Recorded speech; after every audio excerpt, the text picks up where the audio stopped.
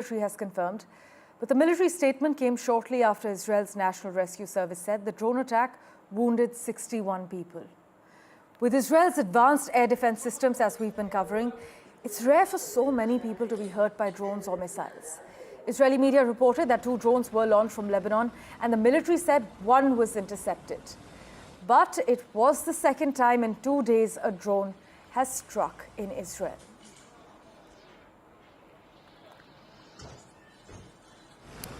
Meanwhile, we're getting reports that at least 20 Palestinians have been killed and several wounded in an Israeli tank shelling of a school that was sheltering displaced Palestinians. This is in Nusrat in central Gaza. We will, of course, bring you more on this as soon as we can. Meanwhile, US officials believe Israel has narrowed down targets in its potential response to Iran's attack this month to military and energy infrastructure, as per a report by NBC. The Middle East remains on high alert for further escalation in a year of war as Israel battles Iran-backed groups Hezbollah in Lebanon and Hamas in Gaza.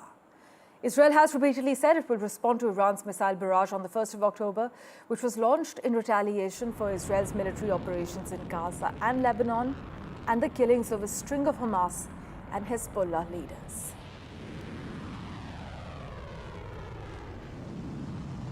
Well, for further clarity, we have with us Middle East analyst Zaki Zaidi, former researcher from IDSA as well. Thank you so much, Mr. Zaidi, for joining us. Now, as things stand, the US does not know when Israel's response could come, but officials say the Israel military is poised and ready to go at any time once the order is given. But 2 questions, Mr. Zaidi. Can this lead to an all-out devastating situation and full-blown war? And secondly, many raise questions whether the United States can be taken for face value when they actually say that they are not aware of the timing of the retaliation. What's your take? For your first question, like 3 days back, 3 to 4 days back, like we've heard that US would be supplying Israel with the third missile, anti-missile defense system. And it will come with, because that third missile defense system is like very complicated and it requires US personnel to operate it.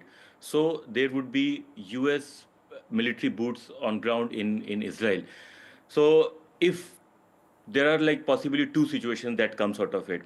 Number 1, either Biden has reined in Netanyahu by promising and giving this like third missile defense system that, okay, you have to calibrate your response in a way that Iran does not respond or at all, or does not respond very strongly. The other possibility is like that Israel is going to retaliate in a very disproportionate way. So in both of the situations, US, like there are several reports that like the Biden administration is like little bit distrustful of Netanyahu and the Gallant, that how they are going to respond. And because there are US troops and military bases all scattered all across the region, and any escalation, the US troops will directly come under fire from the Iran and its allies or proxies in the region. So this is a possibility. Iran has like meanwhile threatened very in clear terms, like that if there is any attack on Iran, like maybe possibly they could be on the oil facilities, the energy infrastructure, or the missile launch pad or army bases, or they may target leaders. So in any situation, they are going to retaliate very strongly, as the Iranians say. But we know that like when it comes to the air combat or air force, the Iranians are like not very good at it. They are like, because of the very long years of sanctions, they have been weakened. So the missile, they are good. They have a very large stockpile of missiles, and this could like lead to tit for tat and very entangled long war, like a total kind of an all-out war, a total war in the region. Though US officials have continued to urge the Israeli government to actually make their response proportional, sticking to only military targets and avoiding all oil, gas and nuclear facilities. But at this point, can Benjamin Netanyahu be trusted to adhere to this advice, or is he likely to treat these as instructions? What's your take? It is very unlikely, because several reports in the Israeli media as well as US media, they have confirmed that with the over period of time, especially with regards to the Israeli response to Iran, the Netanyahu is like very kind of secretive, and they have not shared any intel details like what Right. the timing, the level of attack. Because the main concern about US is that because their forces are again at the risk, and like we cannot say anything as of now that because of the distress, little bit of distress between Netanyahu and the Biden, they still Biden administration is going to defend it, defend Israel Right. of any possible Iranian retaliation, because we can just see that third missile defense system is going to be placed in Israel in the coming days, and for sure we can at least like assess till now that till those missile defense system is installed in Israel, because it's more effective than the Davis slings, Iron Dome, like much improved version of Right. those defense Well, we systems. will, of course, have to see what kind of escalation, what kind of retaliation plays out. Thank you so much, Mr. Zaidi, for joining us on the World 24/7. As we briefly mentioned, the United States is sending an advanced anti-missile system to Israel and about 100 troops. The rare deployment of boots on the ground to operate the Terminal High Altitude Area Defense System brings the United States even closer to the widening conflict in the Middle East as Israel prepares to strike Iran. Already, Tehran is signaling it will respond. Iran's foreign minister said there are no red lines for the country's defense and that it is prepared for a war situation.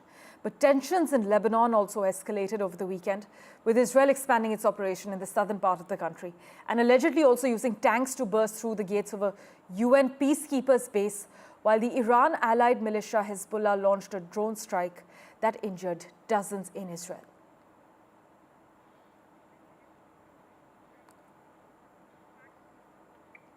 And hunger and malnutrition rates could rise exponentially in Lebanon if Israel follows through with threats to escalate the current military operation, which has so far killed more than 2,000 people and displaced as many as 1 million people, according to the UN.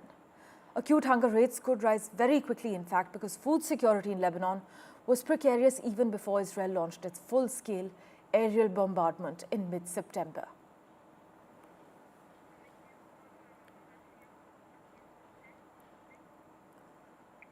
Well, switching tracks, Russia and China blocked a proposed consensus statement for the East Asia Summit drafted by Southeast Asian countries, mainly over objections to language on the contested South China Sea.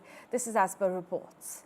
In fact, a draft statement arrived at by consensus by the 10-nation Association of Southeast Asian Nations was put to the 18-nation East Asia Summit meeting in Laos. Reports stated that the United States, Japan, Australia, South Korea, and India all said they could support it, but this official added that the Russians and Chinese said that they could not and would not proceed with a statement. Well, for further clarity, we have with us geopolitical analyst Don McLean-Gill. Thank you so much, Don, for making time for us. Reports clearly state that there was certainly no language that was getting into the nitty-gritty of any particular standoff, no language that was favoring any claimant over any other. So do you believe that this shows two expansionist empires looking out for each other? What's your take? Well, first of all, it's great to converse with you, Parmeshwar. And, you're absolutely right. Generally speaking, Russia and China are two expansionist powers that are on hyperdrive, whether we look at it from Eastern Europe, the South China Sea, the West Philippine Sea, Senkaku, the northern territories of Japan, Taiwan, etc. So any mention of principles and binding legal frameworks that were established to check such expansionist ambitions would be definitely frowned upon by either Moscow or Beijing. What would you then say, Don, are the potential consequences for regional stability if disputes over language related to the South China Sea continue to actually hinder diplomatic agreements? Well, here's the thing. This provides an opportunity for regional countries like ASEAN to recognize the clear threats that are impounding within their immediate neighborhood. Now, ASEAN summits have had this negative stereotype of being just talk shops, but what we clearly saw in the past few days was the initiative taken by particular Southeast Asian countries such as the Philippines to challenge China's expansionist ambitions against international law UNCLOS in the 2016 arbitral ruling. So, based on the reports, the major point of contestation was UNCLOS and how it was used. But the reality is UNCLOS has not changed. What has changed is China's level of belligerence and intolerance towards international law and towards the greater South China Sea. So that in itself is a clear realization among Southeast Asian states. You have the Philippines and Vietnam, for instance, beginning to work together in maritime security cooperation for the first time. And this is telling of the realization that Southeast Asian countries have towards their belligerent largest immediate neighbor. Well, Don, it's always insightful to hear your perspective. Thank you so much, as always, for joining us on NDTV. Thank you very much.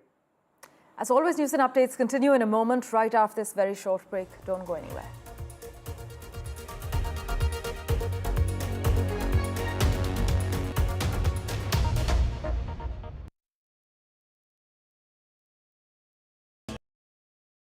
New day, new show, a new experience. Start your day with the news, not views. We bring you stories that matter. And impact your life. News that informs and keeps you ahead. From Maximum City, Mumbai, To the seat of power, Delhi. NDTV brings you the best breakfast show. Breakfast news on NDTV. 8 a.m. every day.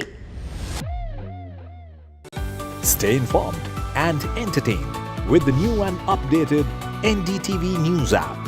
You can watch all our channels live, listen to podcasts, read breaking and exclusive news from around the world and more.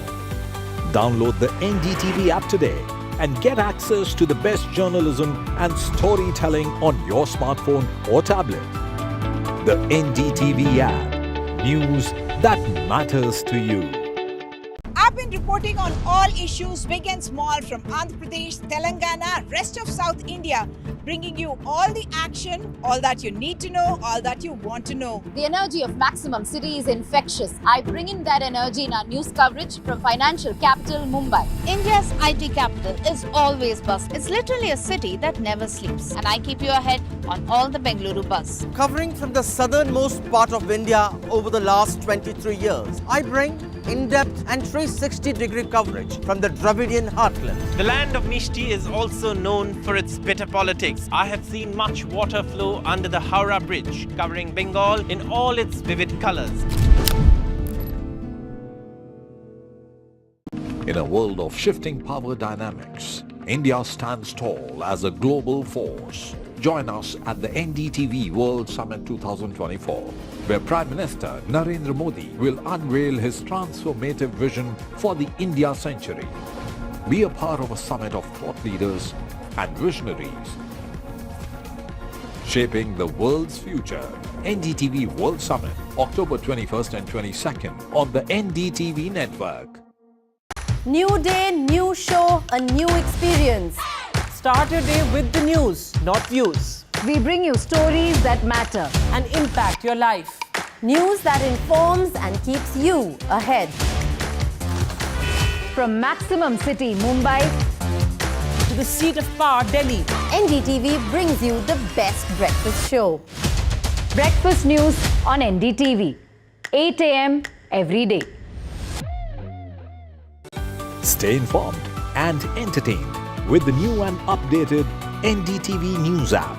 You can watch all our channels live, listen to podcasts, read breaking and exclusive news from around the world and more. Download the NDTV app today and get access to the best journalism and storytelling on your smartphone or tablet. The NDTV app. News that matters to you.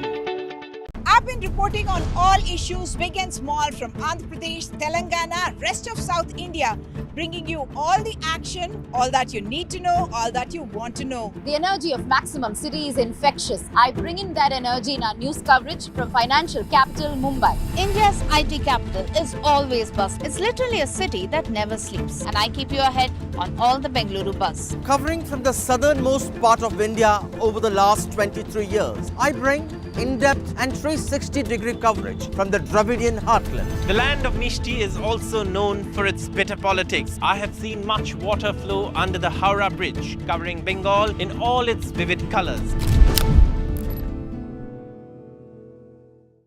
In a world of shifting power dynamics, India stands tall as a global force. Join us at the NDTV World Summit 2024, where Prime Minister Narendra Modi will unveil his transformative vision for the India century. Be a part of a summit of thought leaders and visionaries, shaping the world's future. NDTV World Summit, October 21st and 22nd on the NDTV network. New day, new show, a new experience. Start your day with the news, not views. We bring you stories that matter. And impact your life. News that informs and keeps you ahead. From Maximum City, Mumbai, To the seat of power, Delhi.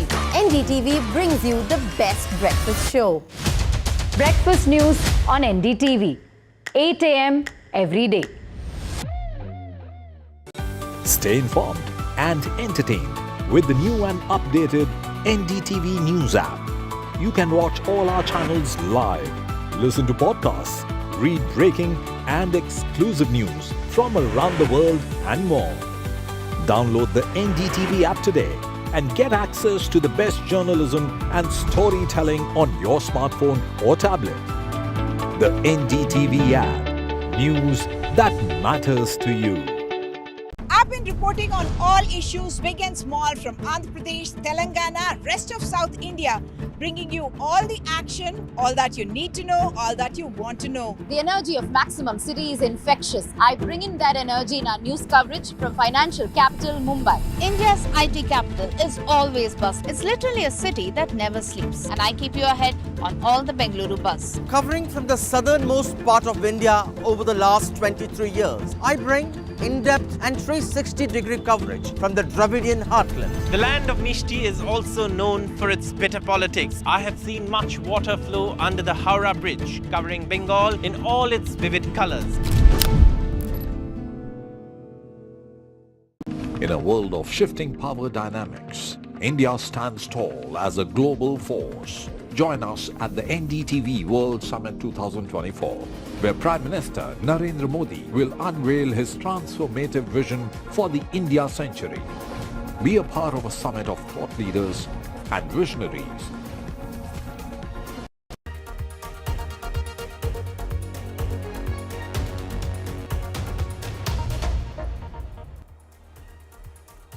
And the British Prime Minister has completed 100 days in office.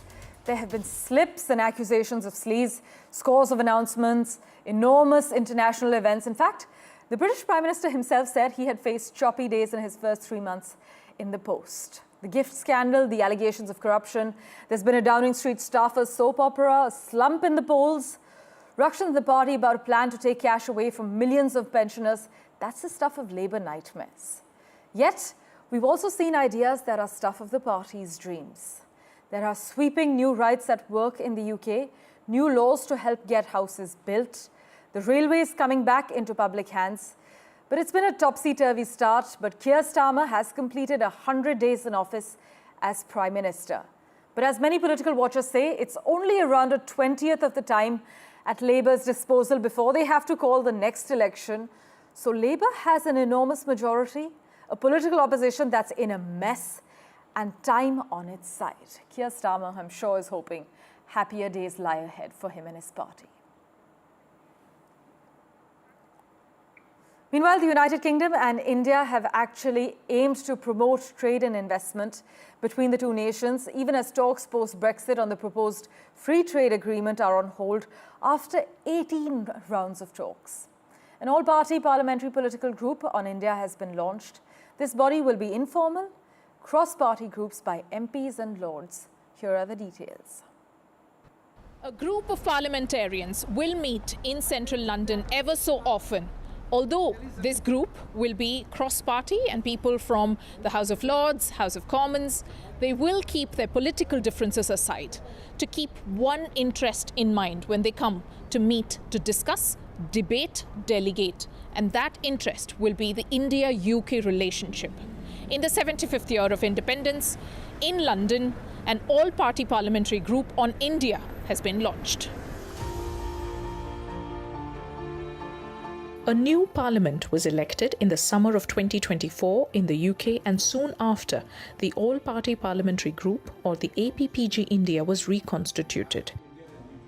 This APPG India is an interest group that occupies a strategic position within the UK Parliament, launched in October. It is a cross-party and consists of members of both peers, lords and MPs. The purpose is to promote trade and investment between India and the UK and for mutual benefits while building an inclusive living bridge. An all-party parliamentary group's status is bound by the rules of the British Parliamentary Commissioner of Standards. These groups are usually informal, cross-party and share a common interest in a particular policy or area.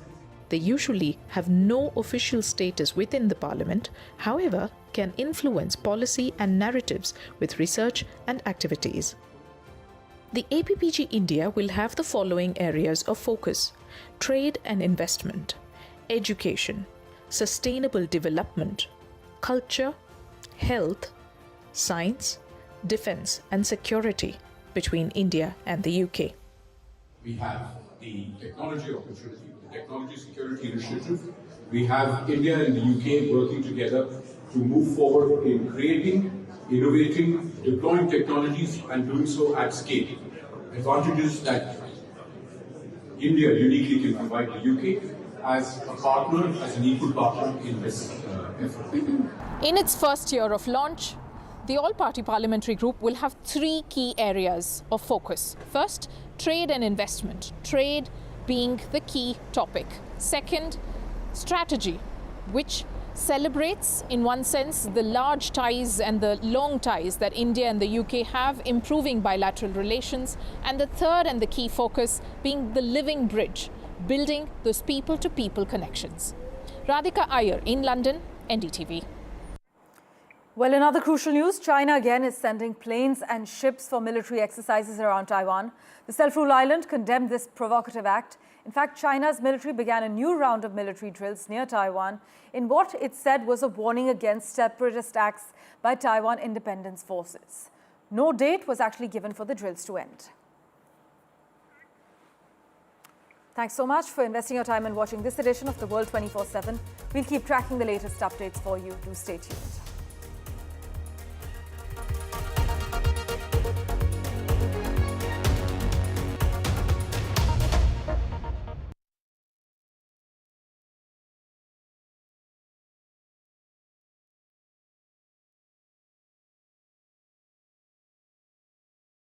New day, new show, a new experience.